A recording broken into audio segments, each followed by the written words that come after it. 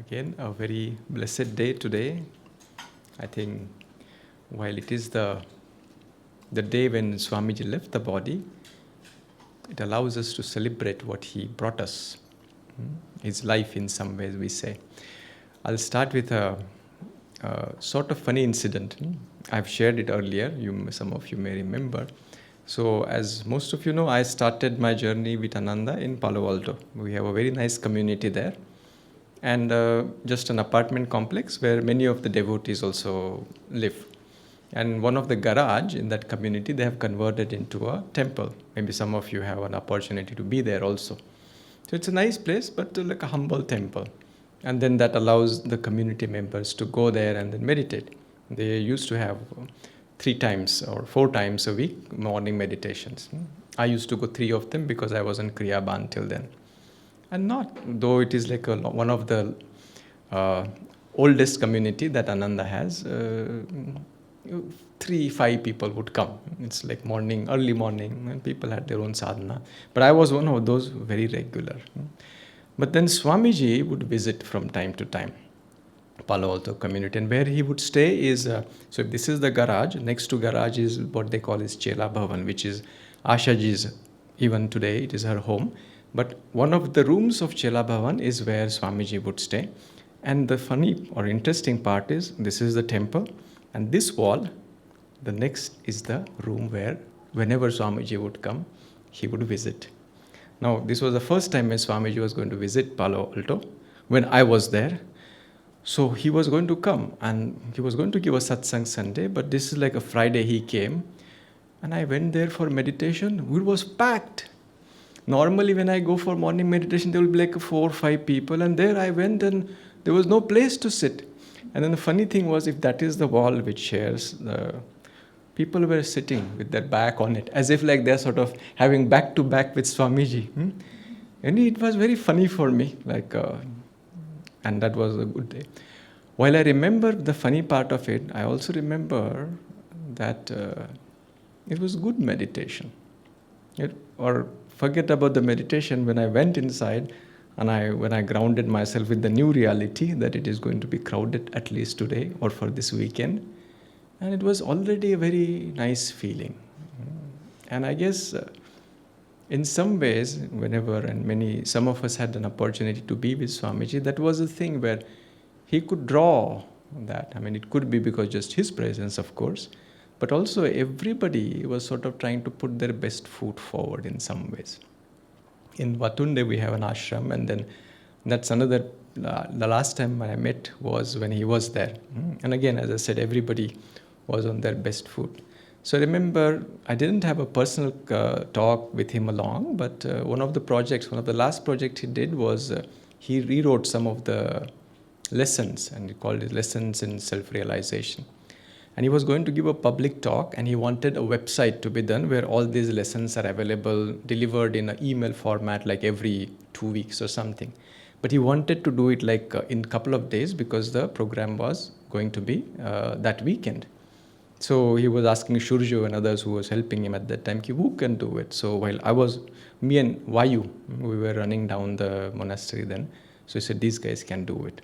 So Swamiji, remember, he himself came. He didn't have to come to ask, meaning he didn't come personally, but we met him during the lunchtime, and then he called. And he says, I have these lessons in self-realization. I rewrote them, and I want to make it available to the people. Would you able to help? I mean, I was like, you don't need to ask Swamiji. We already know, we're already on it. But it was so beautiful that he would ask that kind of a question. And it wasn't like just like he been polite or anything. He was waiting for me to answer and said, yes, I will do it. And I was talking about, then, I mean, it was actually a big project. Big meaning lengthy project. But me and Vayu, and another funny part of our combination is like we sort of always live in different time zone, no matter where we are actually. Like around 4:35, I would be going down the monastery to join the meditations when Vayu is returning after his full night work to go and sleep. So it actually worked in our favor for that project, because I did the part during the day, and now you said, Vayu, now it's your turn to finish the rest of it. And we were able to finish it in those 2 days. It wasn't about us, but I think I felt that everywhere, like he asked of someone. I mean, they might be going through any kind of things in their life, but they still were able to put the best foot forward. He drew that out of people. Their sheer presence actually just brought a beauty in that entire environment also. There's a very beautiful book, I think, we also have it. It's called Swami Kriyananda, Life in God. And in some ways, that's sort of an inspiration and a guideline for all of us also. He said the two things that he wanted to have most in this life is like he wanted to find God and he wanted to help others find God. He said that many times. And if we actually reflect on his life, that is pretty much what he did. I was listening to another talk of his, and then he said when he was part of SRF earlier, but he felt this strong urge to start the community, and then he felt that nobody else is interested, and he felt if I am feeling so strongly, it probably is my job to do it. And eventually he started working on Ananda. And then the first few years, I think all of us know the story, it wasn't easy. Now we look at all the beautiful places. Not only that, we watch the Finding Happiness and we say, oh, so beautiful place. But in the beginning years, it wasn't that. In fact, after 10 years of hard work, the fire came and everything was demolished and they have to start all over again. And one of those times he said, things were so difficult, I would ask question to myself, why on earth am I doing this? Is it actually required? I'm doing all these classes, raising all these funds, building all this, constructing all these things. For what purpose? But then he himself says if Divine Mother didn't want it or Master didn't want it, he will make it impossible. But the funny part is they don't make it impossible. They make just enough so that there is a hope. So that as long as there's a little window, I have to continue pouring that energy. And he did that. And that's what we see is the result of it. His music, we just sang a couple of his songs, couple of the chants, and it's not that he was bubbling with enthusiasm, let me create it. Again, it's just a way to express what he wanted. He was invited, I think some of you know this story, he was invited to sing. And he had a good voice, good understanding of music. So he accepted, and by the time he said, what should I sing? I mean, he was interested in, as I said, he was interested in finding God, sharing it with others. He couldn't find out there some music which actually represents what he was interested. So he said, then the only way is I would write my own music. And that came, see. We talk about, all is Brahman, the part of, everybody understand that, everybody knows it in some ways. So what is the choice then?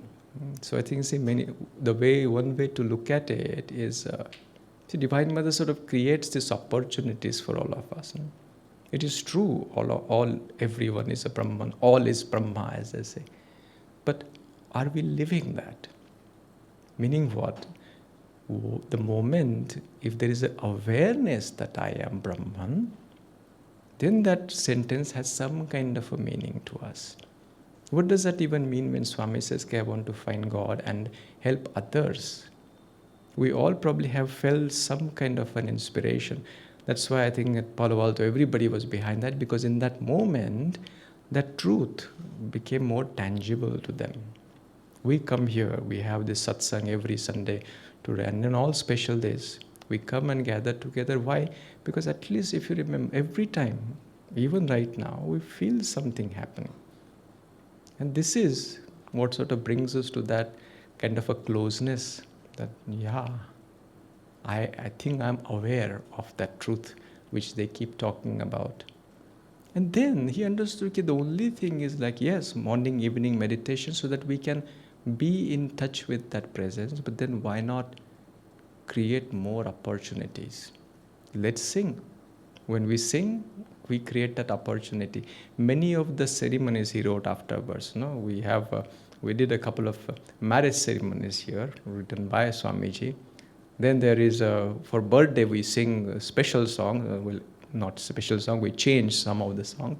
For the food blessing, he wrote, activity, we do it normally, day to day. He just spiritualized them for us.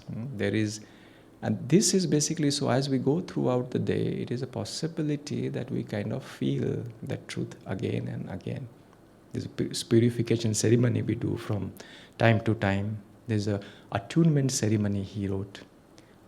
All of this, creating that window, creating that door so that we can feel the touch of it.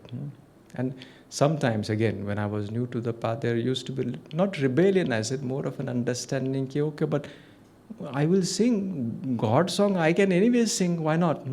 Why only these songs? So it isn't about confining it. You see, like sometimes we do that, both ways, a confinement or being proud of our own thing. Our path is aeroplane route to God. Master did say that. But the way sometimes we portray our minds is like our path is aeroplane, everybody else is in the bullock cart. But it isn't like that. He didn't mean it that way also. He said, Ki, you follow the practice of Kriya Yoga, you will anyway, everybody's destiny is understanding the final freedom, but by Kriya Yoga, you will expedite your own progress.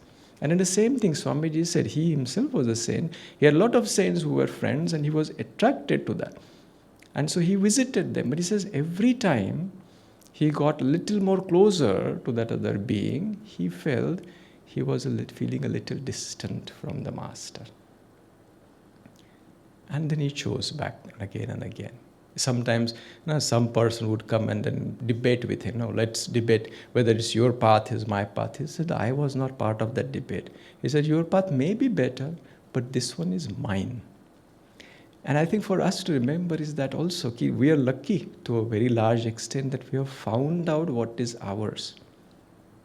So we don't need to worry about finding it, but we need to worry about one thing. What we have found, are we nurturing it? Are we watering it? And his entire life, he wanted to be a hermit. We can talk whether it was his dharma, karma, but he was very happy to be a hermit. The reason he chose is because he can create tangible ways for us to water what he brought, to water the seed that we all have discovered in our hearts. And that is, I think, the invitation to all of us as well. He lived a life in God. And we do draw inspiration from him. But it is up to us also to bring that and make that also our reality. We have to live in God, just the way he did. Because the fulfillment that we look for, can be found when we practice this and make it our own. Om Guru. Jai Guru everyone. Blessed Moksha Day to all of you. Thank you for joining online as well as in person. Thank you, Amit, for the sharing. Some of the parts, I think I will just share more what I'm going to share again here about this day. Some of you I could see are newcomers to the path. Some of us have been on the path for some time. So I just wanted to share that how I got connected with Swami Kriyananda, because most of the time we come through different channels, different ways. And when we come here and get to know about him, then some of us connect instantly, some of us take some time, and some of us even don't. So when I came to the path, it was after his passing in 2018. He passed away in 2013. But I got to connect with him through the movie Finding Happiness. And that's where I felt that strong connection with him through the scenes where he's narrating about his experience with Master. That's the time I felt connected with him strongly. And those of you again who are here as new, why are we celebrating this as his Moksha Day? So for your benefit, I'll just do a small reading that comes to the point why today is the Moksha Day. As we all know, this is his final liberation when he passed away.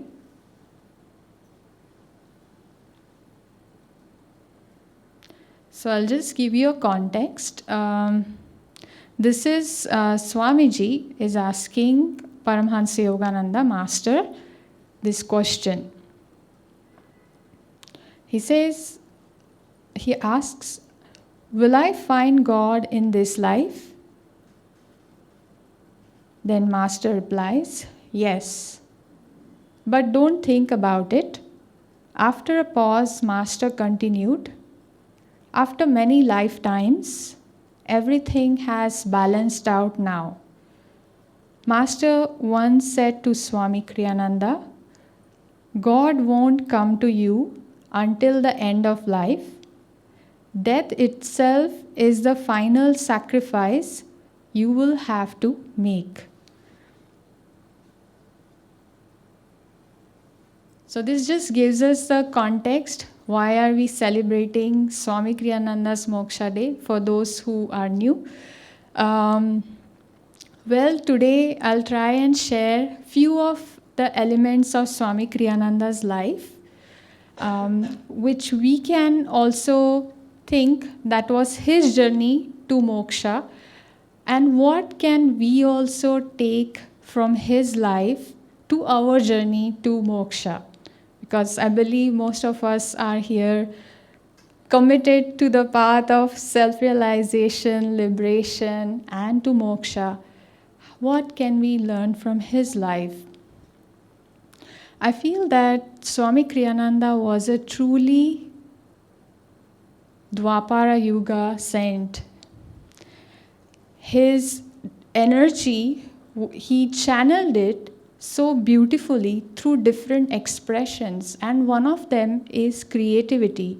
As Amit was sharing about his music, not just the music, he also talked about the ceremonies of different occasions that he created using God's power, God's creativity, channeling it through him.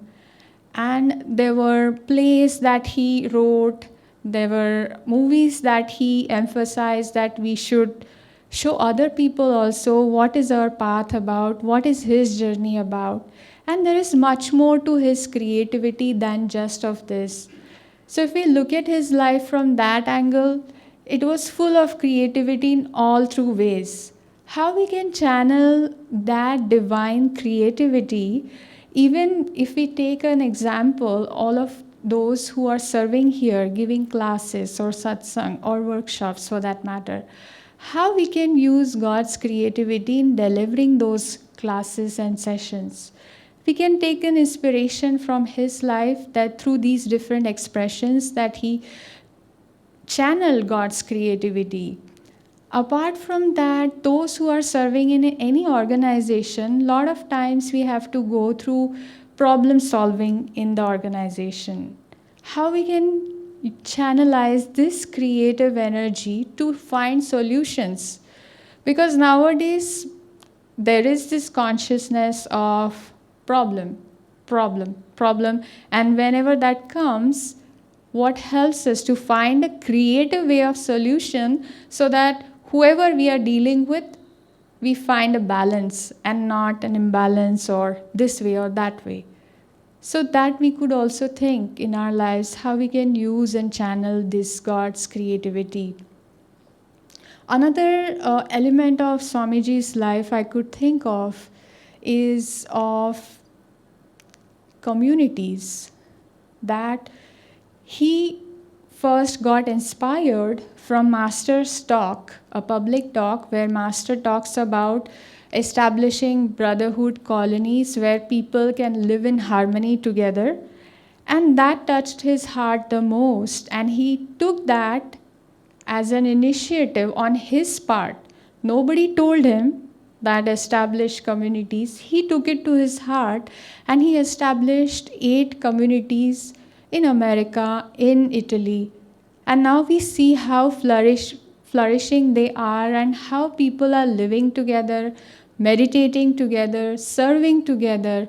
And it becomes so much simpler when we come like this, as Amit was also sharing. Satsang like this is also part of that community. When we come, we feel part of that strength as a community. And that's why we are drawn together from time to time. So in this case, if we look around, just around us, there are so many gaps and there are so many needs.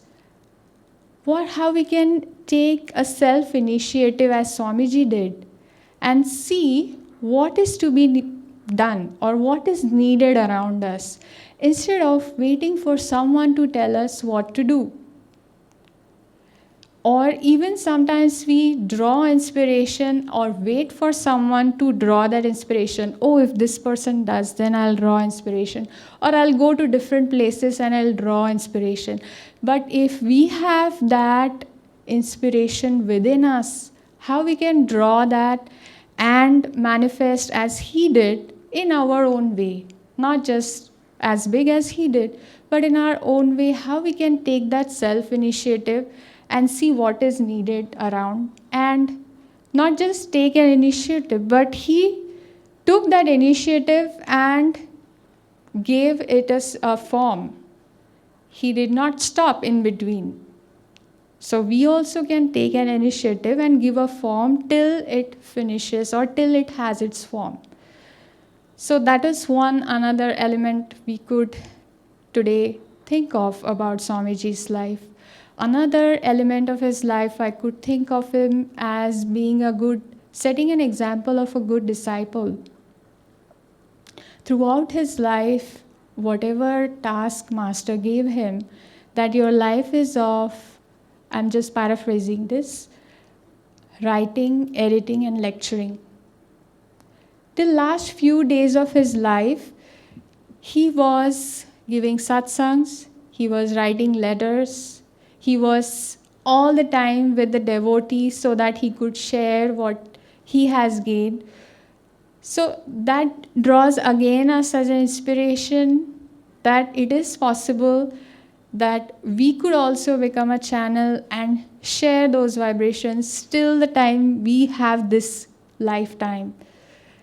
And during those times also, these are all ups in his life which he uplifted. But there were lows also in his life with a lot of health challenges. I heard from many doctors that he underwent as many as illnesses as possibly you could think of. His medical history was like impossible for some doctors to, how can he be like this? And what he did and show us during those challenging times, whether it was that incident of him not taking a local anesthesia to remove the tooth, or to the extent that, which was the another incident, yes, once he was supposed to give a public talk, and in that period, before just the public talk, he got a kidney stone attack, if I'm correct. And he said, no, I'm going to give a talk. And as soon as he rushed into the vehicle and reached, suddenly the pain stopped and he could give the talk. And after that talk, again he started to have pain. So you see, his life was also to show us raise above body consciousness. This is something he brought to us through these examples, that if we stick to our body consciousness, ego consciousness, that my body is suffering, I need to take a break. Yes, but we can also rise above that body consciousness that he showed us. So these are the elements we can look into Swamiji's life and draw inspiration from him and see where we are and how we can also channel that God's energy that we are drawing through our meditation practices and channel it through these different elements or ways. So to conclude this, I just want you to close your eyes, and as this is a Moksha Day celebration, liberation, freedom from the karmic cycle of birth, death, and reincarnation, let's take 1 minute to meditate on Swamiji's life in God and seek blessings of God and Gurus, special blessing and special guidance on this auspicious day, that they may bring us what we need. and may our life to the path of liberation be also as inspiring as Swamiji.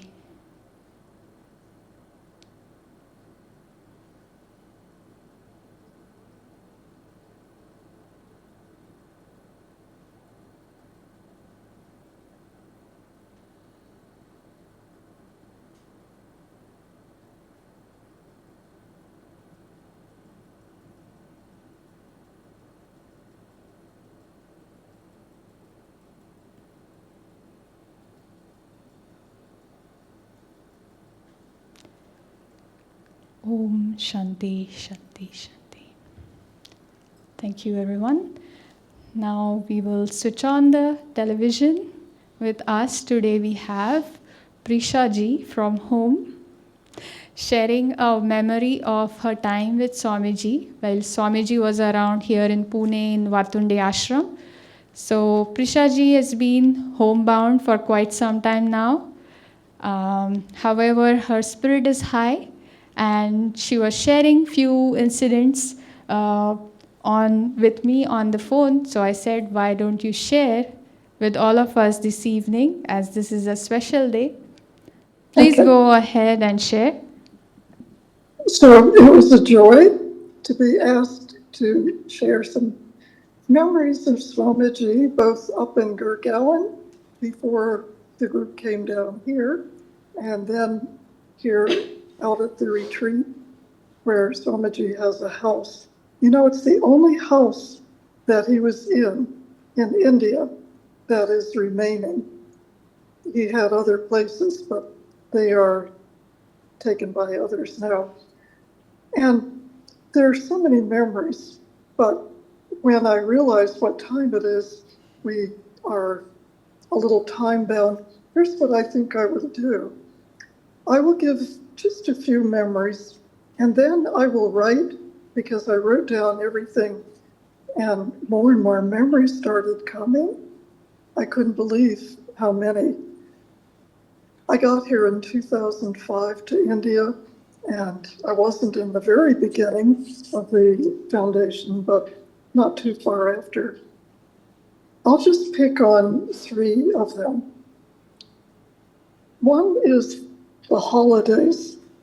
Swamiji loved holidays and sharing, and both in Gurgaon and here in Pune, out of the land, and then of course in Pune, we had Christmas, we had Easter, which you would have just celebrated if you were with us now, and Halloween sometimes, and Thanksgiving. And oh, the food, unbelievable, because we had Roma and Hari, we had Dai and Keshava, we had others that are not here now. And the holidays were so big, and he was just all smiles. I can remember him greeting everybody and just beaming from ear to ear.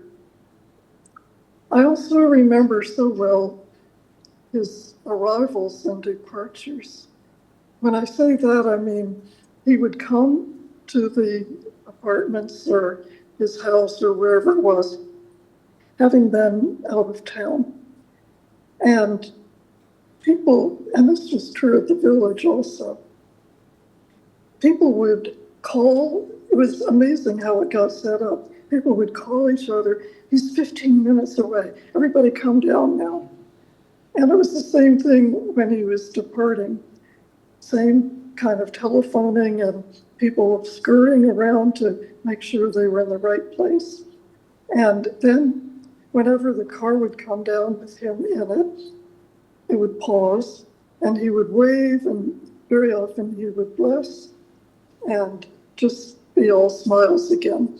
And I remember so well the one in 2012, because that would have been the very last departure from another continent that he made. Here in India it was. We said goodbye to him. He was going to Europe. And of course it was in Italy that he passed on. And I'll just share one more memory, and that is how we heard about his passing. I remember being out at the land at the retreat. And at that time, we did not have the complete office that we do now. Those of you who've been out know that there's a huge office.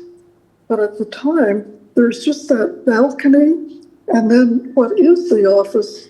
That was just land, and we had dining tables. And I went into one of the rooms. I actually think I was staying there for a little while, and I was taking a nap, and I came out about a half an hour before the meal, lunch. And there was Sagar sitting in a chair on the balcony, and he said, Swami has passed on. And of course, when you just wake up from a nap, what? Of course, we all knew it would come someday. You never know how that news will come. And the funny thing, I cannot remember anything else that we did the rest of the day. I know we all came to lunch because it was that time. I'm sure we would have all talked about it and what we were going to do. My memory has completely faded. I just remember how learning about this and knowing it finally had come, and the beautiful way that Kirtani in Italy let everybody know.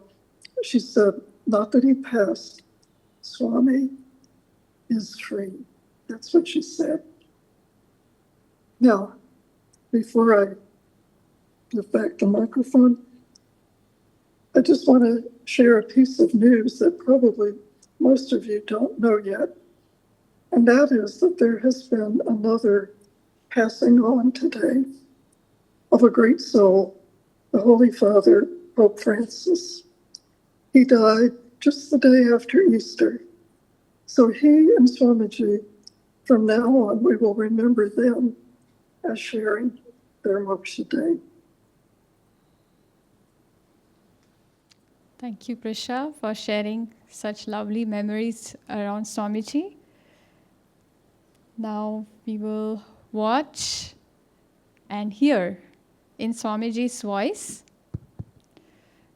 his song, Love is a Magician. This is a beautiful song sung by Swamiji himself. His voice is depth and feeling we all can experience now.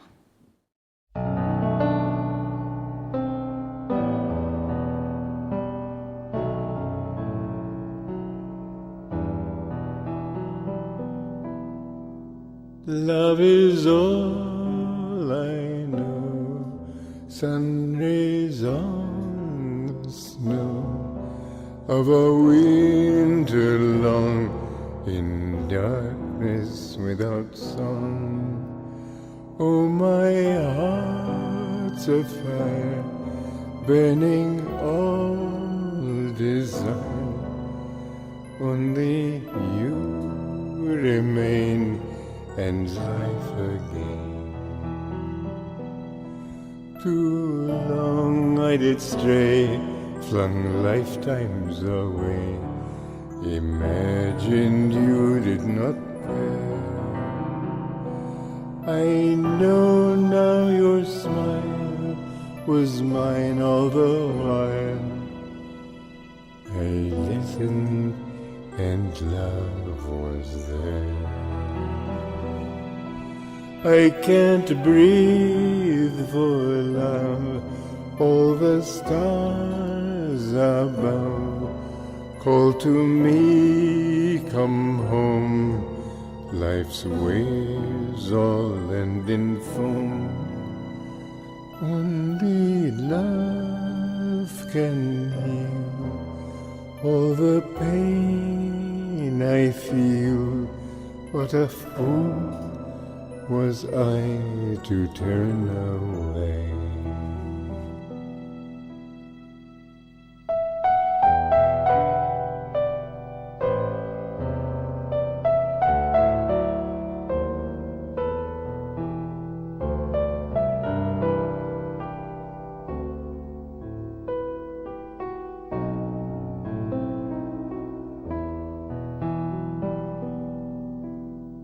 Love is all I know, sun rays the snow of a winter long in darkness without song. Oh, my heart's a fire, burning all desire. Only you remain and life again. Too long I did stray, flung lifetimes away, imagined you did not care.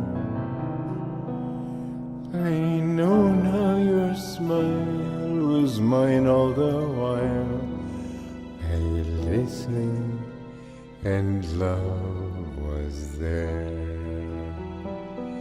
I can't breathe for love, all the stars above call to me, come home, life's waves all end in foam.